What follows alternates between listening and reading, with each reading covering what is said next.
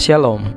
Renungan kebenaran firman Tuhan hari ini terambil di dalam Injil Matius pasal 11 ayat 20 sampai dengan ayat yang ke-24. Judul renungan hari ini, pertanggungjawaban atas tanggung jawab. Yohanes mencatat, masih banyak hal-hal lain lagi yang diperbuat oleh Yesus. Tetapi jikalau semuanya itu harus dituliskan satu persatu, maka agaknya dunia ini tidak dapat memuat semua kitab yang harus ditulis itu.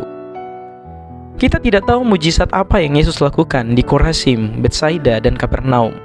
Kita tahu bahwa bacaan hari ini memberitahu kita bahwa Yesus melakukan sebagian besar perbuatan yang luar biasa di kota-kota ini.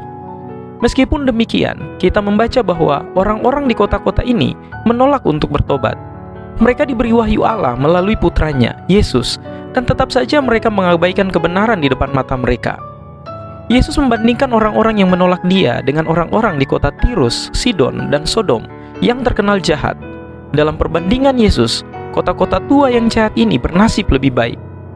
Mereka yang diberi wahyu Tuhan yang lebih besar juga diberi tingkat pertanggungjawaban yang lebih besar.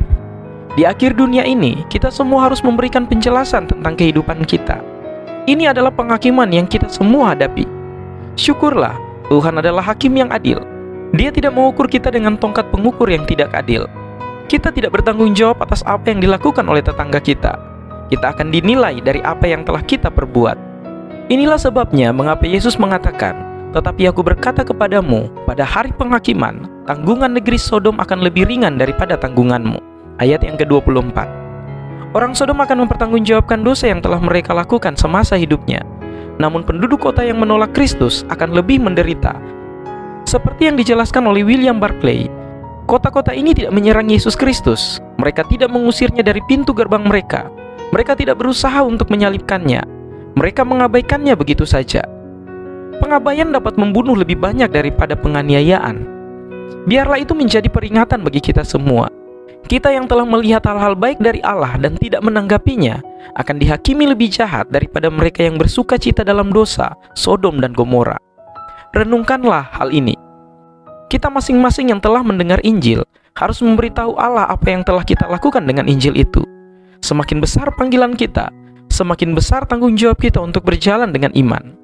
Mengabaikan Tuhan dan mengabaikan dorongan hati kita untuk membagikan karunia dan talenta kita bagi kemajuan kerajaan-Nya tidak akan membuat kita lolos. Kita semua memiliki tanggung jawab untuk dilakukan. Kita bertanggung jawab atas tanggapan kita terhadap informasi yang kita miliki. Semakin besar pemahaman kita tumbuh, semakin besar pula tanggung jawab itu.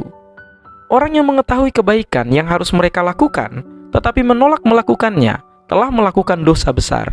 Yakobus 4 ayat 17. Mari kita singkirkan sikap apatis kita. Marilah kita memperhatikan apa yang Tuhan kerjakan di sekitar kita.